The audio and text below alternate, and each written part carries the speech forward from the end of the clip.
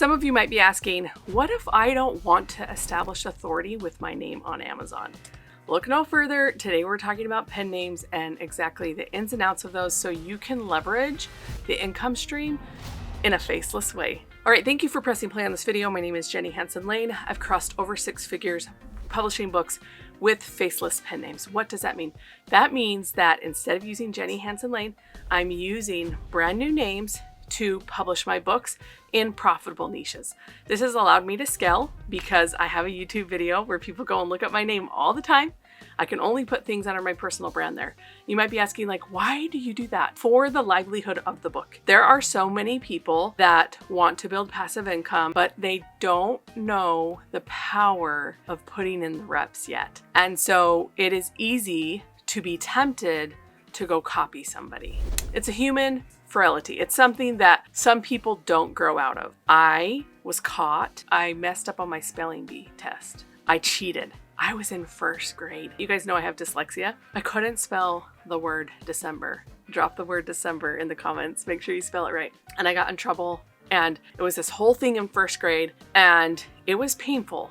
But I did it because I didn't think I had another way. I was 6 years old. So this is a 6-year-old mindset that I had to grow out of, and I had to do it soon because I was gonna get in trouble or kicked out of school if I kept writing the words on my pencil box and like looking them up. You guys know me deeply and vulnerably now. I have more stories like that, learning these things as a 6-year-old. So I grew out of that and learned to spell. I still struggle. I actually sent an email last week and someone was like, did you use AI? Because there's a lot of misspellings. And I was like, why would a robot mess up on words? Of course not. That is me. And pro tip, some marketers actually misspell words to get people to reply back because it increases deliverability.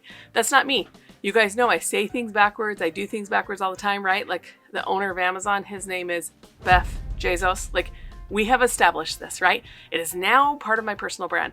I digress. Copying other people is a 6th grade mindset. I want to invite anyone within the sound of my voice that has literally copied everything to give yourself more credit, give your ideas more places to grow, and do not copy. I mostly got started on this because I'm talking about pen names. Amazon wants to have a good customer experience for every single buyer. And so if you're using pen names that sound like keywords, Amazon might kick that back and say, hey, Jenny, you didn't even spell December right. No, just kidding. They let misspelled words in. You cannot change your pen names. It's very difficult to change your pen names. I'm actually trying to get a pen name changed with one of my clients right now because she has a bunch of letters behind her name. She's gone to nursing school. She's done all these different things, and she didn't find me until later, and she uploaded a book with all those credentials that are so powerful. So we're working with CustomerCentric to see, and Amazon KDP to see if they'll change them, okay?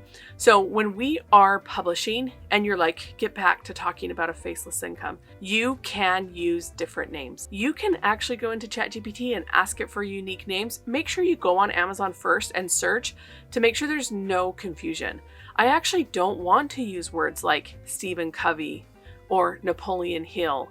Those are branded things that they have established billion-dollar brands, multi-million-dollar brands, and I don't want to confuse a customer by putting my mindset book under a name that is confusing, okay? So the neat thing about Amazon is that you can have up to 7 pen names that you manage in your CustomerCentric account. When you're uploading books, that is how a pen name is established. I think this is something that when Amazon set up their book listing, they had one person in mind, and it was one author, because it is a little counterintuitive to upload a book and then go to put in a pen name and think, can I go establish it at CustomerCentric? That happens later. And I get this question almost every single week.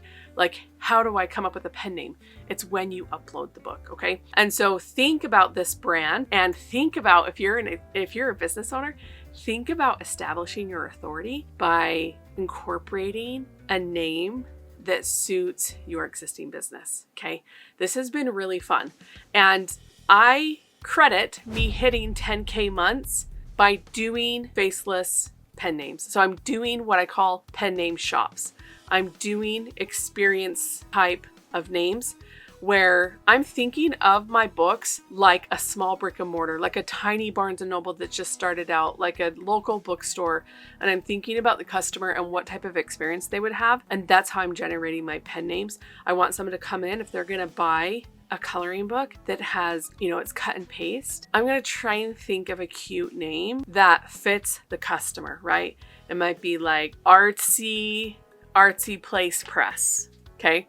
I'm going to search that in like 2 weeks to see who used that. I love using ChatGPT for ideation for this to help me come up with more, but I try to stay under 7 because if you can figure out those profitable niches and you keep publishing in there, then you are going to hit those 1K months, those 5K months, and those 10K months doing so. So I just want you to think about that like, I don't want you to feel like you can't publish if you're not ready to put your name out there. I put my name on a bunch of junk because I was just learning, and I'm okay with that because that's part of my origin story to creating 500 books and having a coaching program where I teach people and helping business owners use Amazon to siphon leads and to get more traffic and authority. Okay, so just be conscious that you have more freedom and creativity in a pen name than you probably realize when you take time to be a little bit more thoughtful about it. Another trick that I like to use with pen names is if I have something that does really well, I am more likely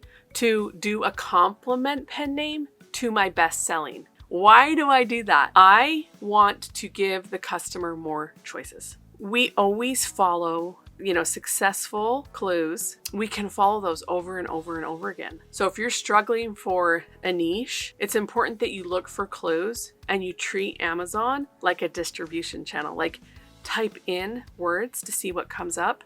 So you're not just publishing something. And I've been thinking about this a lot because I think sometimes business owners, they want to put something on Amazon for themselves and it's not really for the customer. Okay. And then someone comes to me and they're like, how come this book didn't sell? And I'm like, you made this book all about you. I've done that, you guys. Let me show you the very first book that I did. It's based off of a course, the Radical Authenticity Guide. And I just wanted to publish my story. And this is, you guys have seen this video where I hired someone on Booksprout to leave a review. And her name's like, I don't know. I want to protect her because I feel like she has a miserable attitude in life and she needs lots of blessings. But she left me a scathing review. She was like, this book is all about me, me, me, me, me. And oh man, that hit me in the feels. The truth to that review is that I could have made the book a little bit more customer-centric.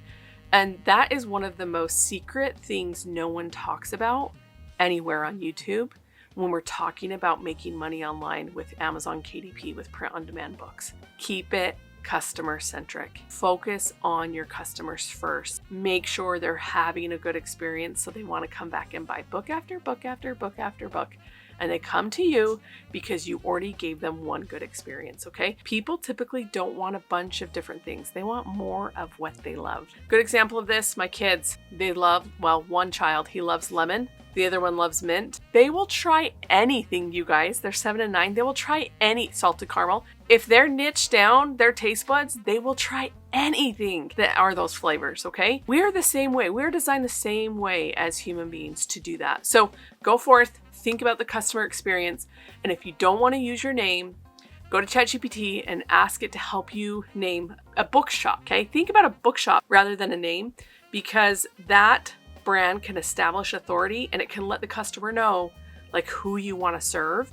And that is kind of the make or break of finding profitable niches, but being able to scale them by giving people a good experience. Here's another video that YouTube is suggesting, and I'll see you in the next one. We have over 700 here. So drop in the chat what you want to learn, and I'll see you in the next video. Love you lots. Peace out.